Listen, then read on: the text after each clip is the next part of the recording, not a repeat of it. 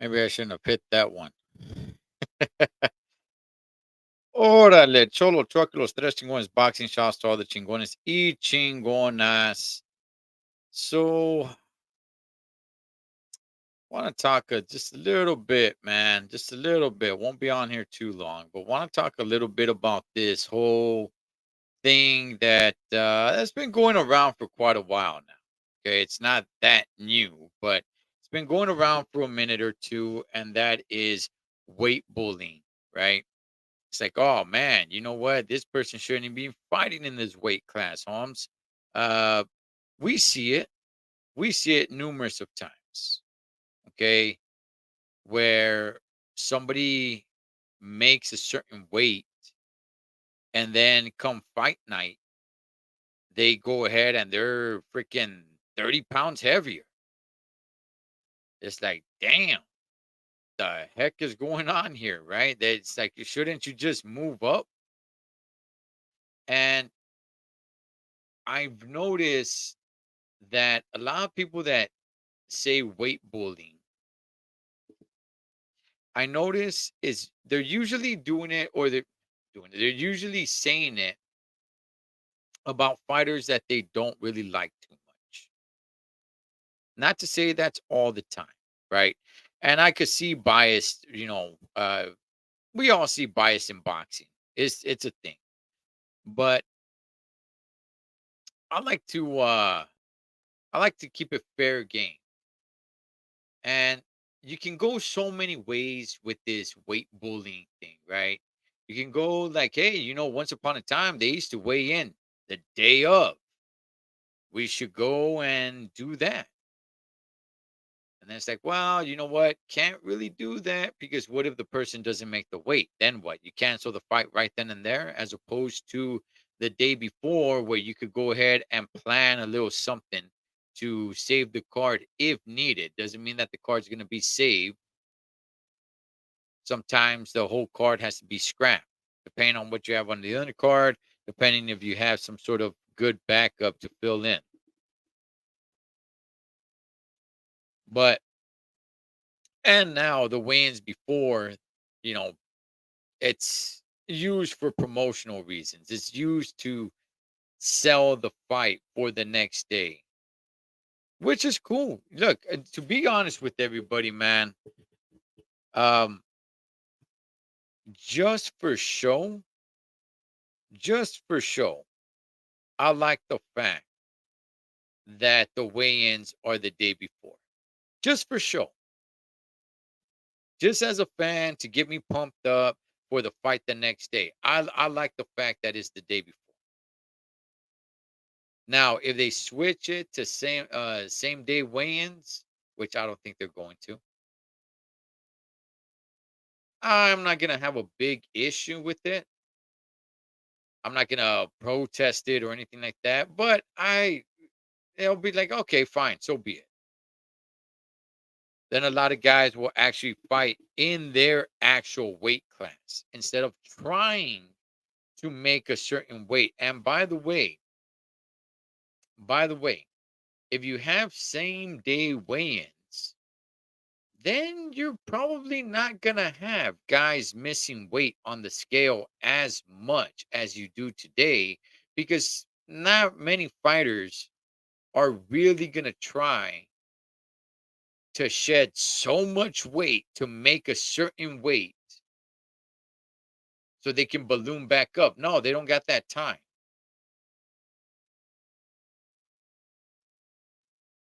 So you can somewhat, to a certain degree, eliminate that problem where it's like, all right, Holmes, you know what? We're going to switch to same day weigh-ins.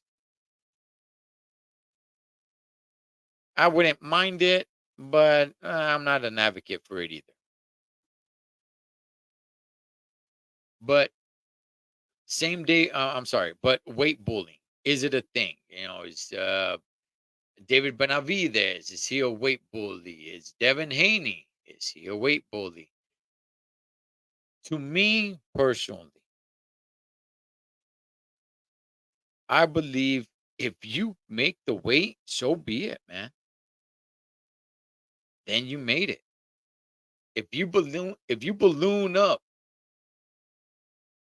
20, 30, heck, 40 pounds after that, so be it. I was hearing somebody say, "Hey, how about just every fight have a rehydration clause of 10 pounds?" That's cool, but that's still gonna bring in that issue. What if the person surpasses 10 pounds day of the fight? So on the day before the fight, they go ahead and they make the weight. But then day of the fight, where you got the rehydration clause, they surpass the 10 pounds. Now what do you do? Do you cancel the fight? So I personally, what's up, Joaquin? They say that same day weigh-ins were eliminated for safety of fighters. I never believed that was the true reason. No, I don't believe that was the true reason either. I believe it was just, you know what? We gotta have some time in case a fighter doesn't make weight. We gotta have some time to save the card. It doesn't always work. And it's a very, very, the weigh-ins the day before, man, it's a really, really good promotion for the fight. It gives people a nice little show. It gets people talking. Oh man, did you watch the weigh-ins? Oh man, did you see what happened? It gets people talking, excited, making others rethink, you know what? Maybe I should watch. Maybe I should get it. Maybe I should pull out my wallet and get it tomorrow.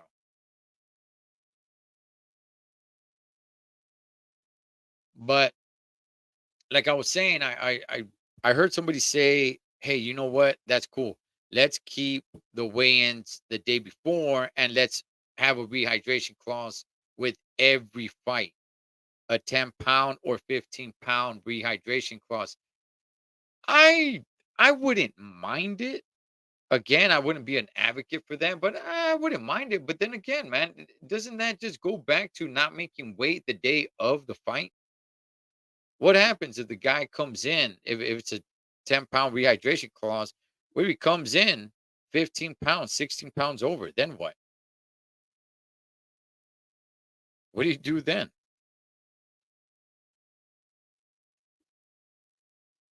Yeah, you can always, take, money from his purse away.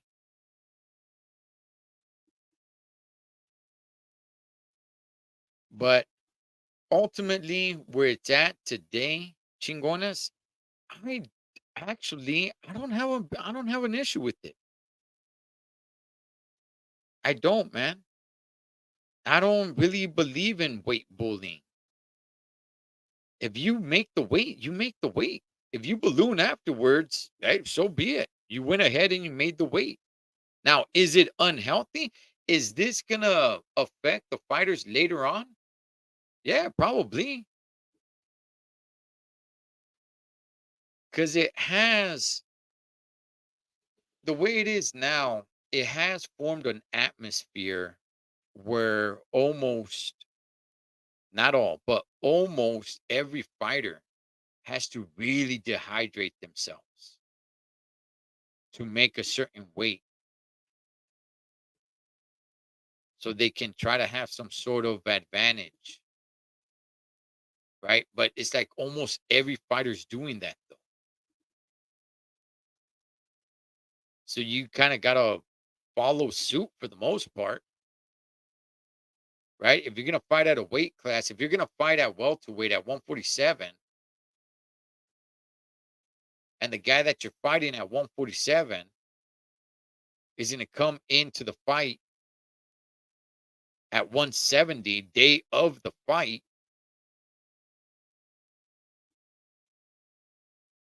I mean, now that puts you in a tough position of like, well, wait a second, should I be fighting at 147 or should I dehydrate myself to get even lower weight class so I can have an advantage just like the guy at 147 was gonna have an advantage over me because I'm fighting at my regular weight class at 147. So I do understand that some fighters feel like they're kind of forced to do this. Not that they want to do this, but that they're kind of forced because nobody is really, and when I say nobody, I don't mean not one person, but for the most part, nobody is really actually fighting in their actual weight class that they walk around in.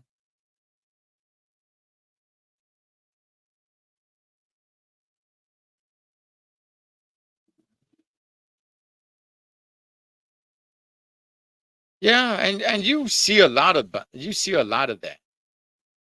You see a lot of that. I mean, heck, you see guys like Canelo sparring heavyweights. You see a lot of that. You see guys that fight at 135 sparring guys at 154 that usually fight at 154. You see you see guys sparring bigger guys all the time to get used to that big guy. But let me go ahead and play a little audio here of a show that I do watch, I do enjoy, I do like it. It's with Steve Kim and Mario Lopez called The Three Knockdown Rule. Let me play this audio real quick.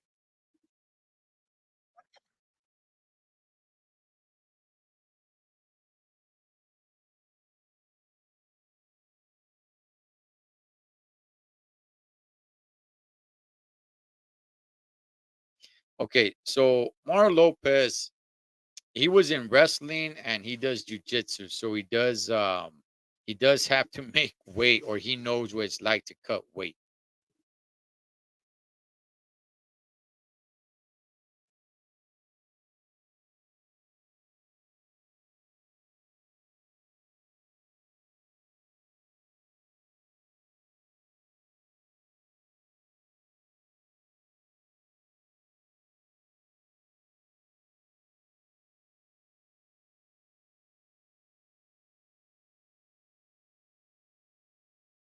Hang on. Can you guys hear this?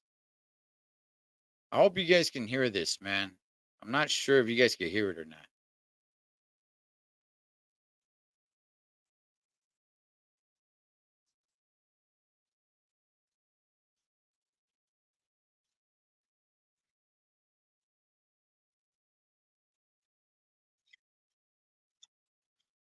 All right.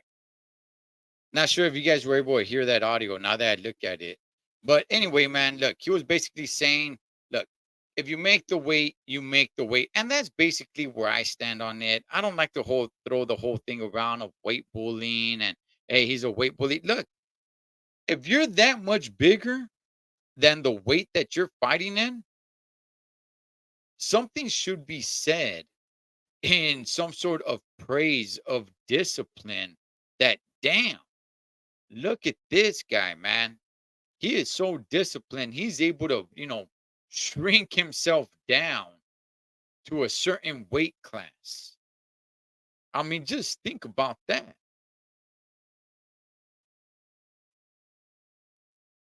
I mean, instead of calling them weight bullies, how about damn? This dude walks around at, 160 plus over here making 135, 140. This guy should be fighting at, heavyweight over here making 160, 168. I mean, how about a little bit of praise instead of, just ridicule of, oh man, weight bullies, weight bullies. Hey, dog, you know what? You get my respect for being able to cut that weight to make it that far down, man. So, in my opinion, man, look, I don't believe in this whole weight bully thing. To me, if you make the weight, you make the weight. That's the rule for everybody. So, if Canelo one day says, you know what? I'm going to fight at 130 pounds. We know he's not a 130-pound fighter, but you know what? If he cuts that weight and he makes that weight, Holmes, then he makes that weight. And if he comes out fight night, big and stocky the way he is, with that tree trunk of a neck, so be it. But to me, what's more impressive is the fact that that vato was able to cut down to 130 to make that weight. So Uh, I'm cool with this whole weight bully thing, man. I don't really like it. If you're able to make the weight, that is it. If boxing wants to change rules, so be it. If they want to add a rehydration clause, so be it. I think that's it cause some other issues though with making fights. Or have same day weigh-ins. Or just leave it the way it is. That's fine. The yo-yo method messes up your metabolism and your ability to lose weight when you're older. But you want any advantage you can get for a fight. Yeah, yeah. I look, okay. Like I was saying earlier. What's up, El Pachuco? Like I was saying earlier, maybe boxing should step in, right? Maybe the sanctioning bodies should step in. Okay, because if you want to get into boxing, you're basically walking into an atmosphere where this is the way it is. You're somewhat forced to dehydrate to an uncomfortable weight level because everybody else is doing it. Because you're not going to be able to, I walk around at this weight class, so that's the weight class I'm going to naturally fight at. Well, no, because come fight night, you're going to fight a dude who's 25, 30 pounds heavier than you are because nobody else is doing that. So if you walk around, I don't know, 165, if that's your regular weight, and it's like, all right, cool. Well, you know what? I'm gonna fight at 160. I'll shed 5 pounds. I'm in good shape. So I'll just shed 5 pounds and make 160. Well, that's cool. However, come fight night, you'll probably be back up to 165 or somewhere around there when your opponent is it be coming in at 190.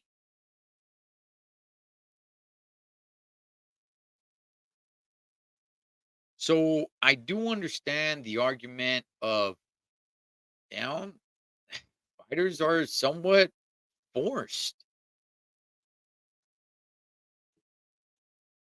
into this atmosphere, man, where they have to, do these things because that's the way it is.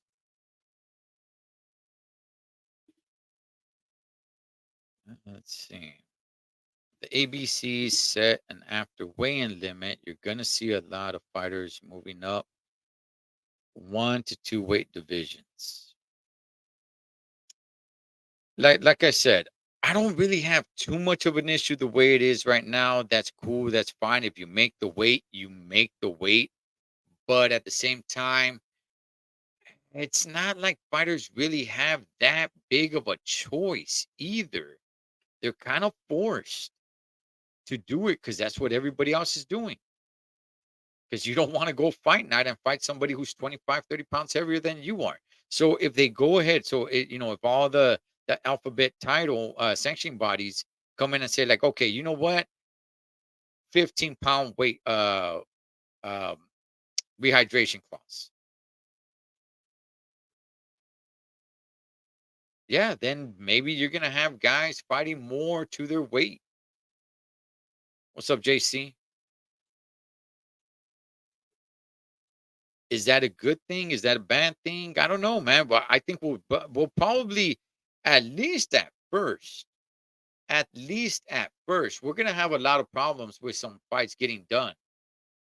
What I mean by that is I think we're probably gonna have a lot of fighters um missing the rehydration clause, weight of the weight of the fight day of.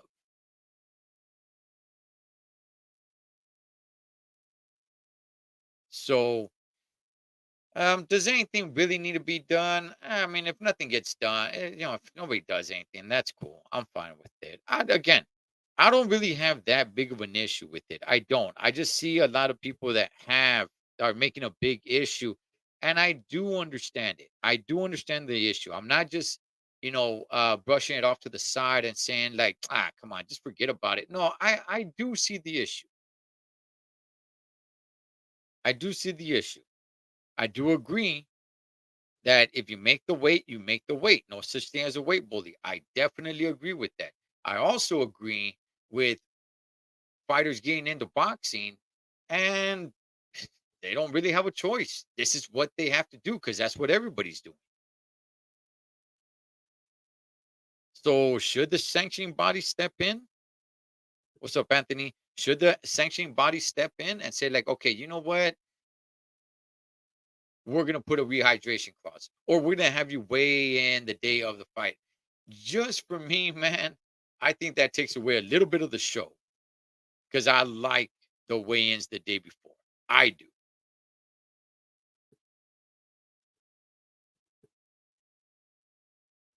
Or you know what? Look, it could be a pretty cool show too, dog. If they go ahead and they make the weigh-ins the day of the fight, maybe you have the weigh-ins, uh, I don't know, a good 8 hours before the fight. Sometime in the late morning, you have them weigh in. It's a nice show. And then, all right, tonight on pay-per-view, don't miss it. Yeah, I guess that'd be pretty cool too. And by the way, something that was pointed out as well. A lot of these weigh-ins are not at the same time. Okay. I don't know who sets the time, but you have some weigh-ins in the morning. You have some weigh-ins at noon. You have some weigh-ins in the early afternoon. I'm over here on the West Coast, so I'm giving you guys West Coast time. All right. But I see weigh-ins anywhere from 10 a.m. to 3 p.m. Who's setting these times? These weigh-ins are not 24 hours before the fight. Maybe that should be a rule.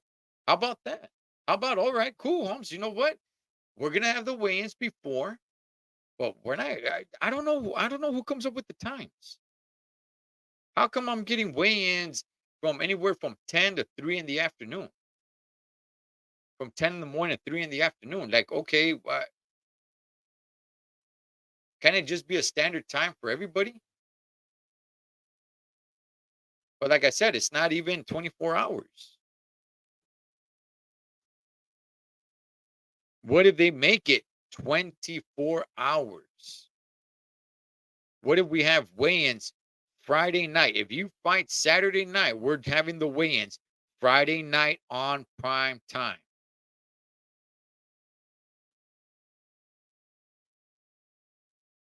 Because now dudes are, some fighters are getting well over 30 hours.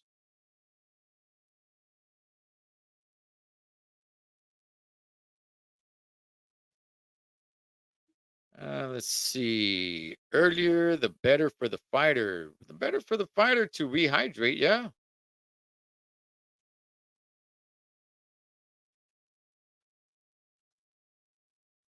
But again, what should anything be done? Chingones. Should anything be done? Are you cool with it just the way it is? Are you just like, so be it. I don't really care. That's fine. Let it be the way it is. If you make the weight, you make the weight. That's kind of the lane I fall in.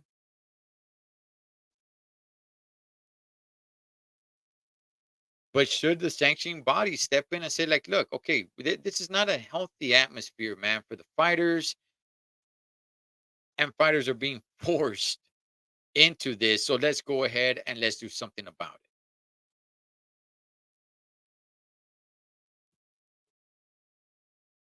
it. California needs to get away from time change. I don't know, man. I don't know what times these weigh-ins are happening at. It's like the day of the weigh-ins, I'm looking, right? Because I'm trucking it up, Holmes. I'm at work, right? I'm trucking up and down the roads, and I get to a stop, and I'm like, okay, what time is the weigh-in? Because I got no idea. It could be at 10, it could be at 11, could be at 1, could be at 2, could be at noon. Like, what's up with all these times? Leave the weigh-ins as is, in my opinion. Okay. All right, Joaquin. Look, shouts to the 505, by the way, Holmes. Let me ask you this, Joaquin. Okay. Let me ask you this. Well, for one, I'm with you. I'm with you. But let me just play devil's advocate. What about the argument of fighters feel like they have to do this? Not that they want to do this, but that they have to do this because that's what every other fighter is doing. It's like a fighter wants to fight in his weight class, but he can't because come fight night, he's going to be fighting a dude twice his size. So now he has to dehydrate himself to an unhealthy weight division to make a weight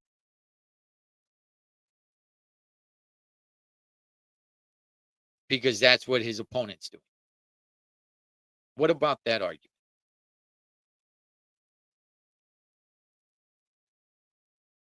Because that's what happens.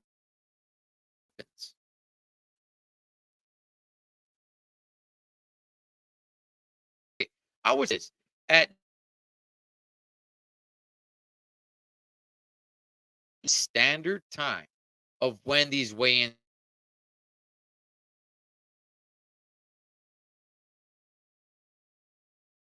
are like a damn roller coaster. Is the weigh-ins.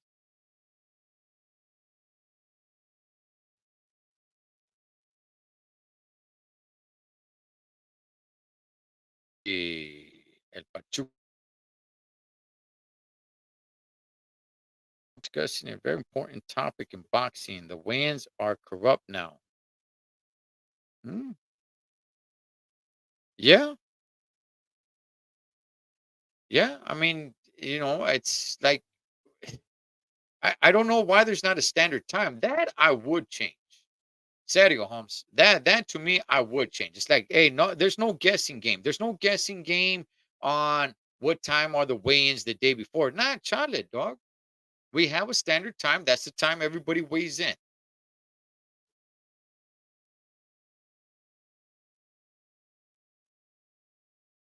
5 p.m. Pacific, 8 o'clock Eastern. That's the time you weigh in. How about that?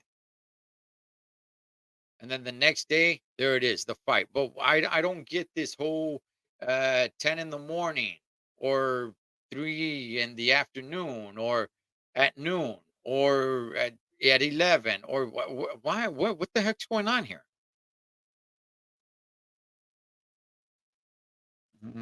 Size difference is now a major determining factor in fights. Hey, Devin Haney looks huge, man. Looks huge. I think so. If not, why have weight classes? Okay. Yeah, I would look. I mean, that's that's what weight classes are, right? Is to have some sort of a level playing field, right? It's like, okay, we can't have giants fighting little dudes. But and look, in a way, man, it does happen. It does happen, especially if you're gonna have a weigh-in at 9 o'clock in the morning and you're giving the fighter well over 30 hours to rehydrate. It's like, hey, what weight class do they fight in? Oh, they fight at 140. Do they? Do they actually really? Let's see. I hear rumors that weigh-ins are fixed, meaning that boxers are not making weight, but the commission turns a blind eye. Could be. I mean, look, there's the ceremonial weigh-ins, right? Um, at a lot of these fights. So at some of these fights, they go ahead and they weigh in behind closed doors. Nobody knows. And then later on, they'll have the ceremonial weigh-ins, which is what it's open to the public and it's to pump everybody up. And all right, this is where we're gonna push each other and talk a little masa just to sell the fight.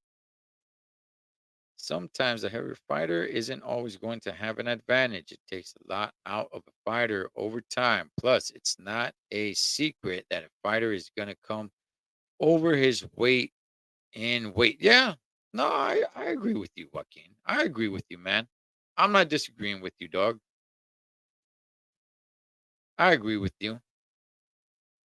I'm just asking, what about boxers, fighters that are now forced to do this. They want to fight in their actual weight class. That's what they want to do, but they can't because come fight night, their opponent's going to be 20, 30, heck, 35 pounds heavier. So now they are forced to shrink down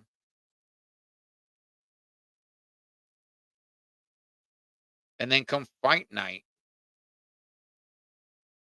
they go ahead and they eat a mushroom like Mario and grow.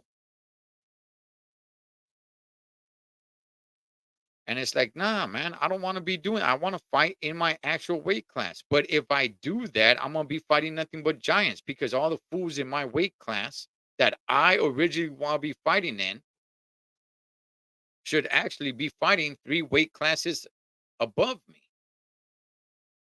But they're all shrinking down, making this weight class, which is my actual weight class that I want to be fighting in. And then I get out there and I gotta fight these giants. I mean, it's a dog eat dog world, Life ain't fair. So, hey, so be it, right?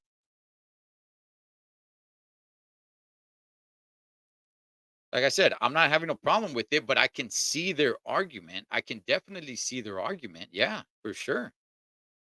A fighter has to trust his coach. Okay. The game plan and the work the fighter puts in for the fight.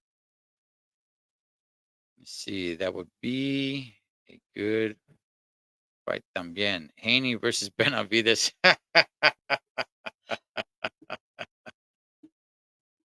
All right. All right, man.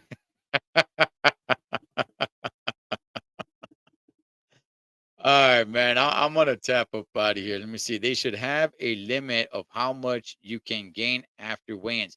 Look, Andres, I think okay, that's not a bad idea. However, man, the day of the fight, what happens if you come in overweight? What happens then? Do they cancel the fight? I mean, that is gonna cause some issues. At least at first it will. I think after time, everybody will get used to it. What do you think about same day weigh-ins? I don't have a problem with it. I don't have a problem with it. Look, I could see them putting on a show in the morning, right? Again, I'm out here in Killer Cali. I don't know where you guys are at. So I'm gonna use Killer California time, man, out here in the Pacific. I don't mind them if they say, hey, 10 o'clock, California time. or 11 o'clock in the morning, right? The weigh-ins. And then, all right, man, you have the whole show, you have the whole fiasco, you have everything. And then, all right, man, tune in tonight for the fight. I don't have a problem with it. Haney was the bigger fighter in his fight, but he don't fight like a big fighter. Styles and mindsets play a part too. Absolutely. Absolutely, man. Do a fine like do a fine like everything else. Okay, that's cool. I don't have an issue with it. I don't have an issue with it. I'm just speaking up a little bit about it, man, because there are fighters, um, there are coaches that do want their fighters, man, to fight at their actual weight class, but they can't. They can't, or not that they can't, but it's not gonna serve them well because it's like if you're naturally 147 pounds, you're not gonna fight at 147 pounds, Holmes. You're not. Because if you do that, you're gonna be fighting dudes, man, that come fight night are gonna be 165. Hell, probably even close to like 170. So if you're naturally 147, you're gonna have to fight at 135, 130. And it's like, nah, China dog, I want to fight at my natural weight class. Well, if you do that, just know you're gonna be fighting a gang of dudes that come fight night. When you step into that ring, you're gonna be in that weight or somewhere around that weight. But your opponents, oh man, you gotta throw in, you know, 20, 30 pounds on top of that. But anyway, man, just want to come on here and chop it up. If you guys are watching this live, we'll go ahead and be live with the boys tomorrow, Holmes. All right. So I'll catch you guys then. Solo Chocolate Tres Chingones Boxing. Catch you guys on next round.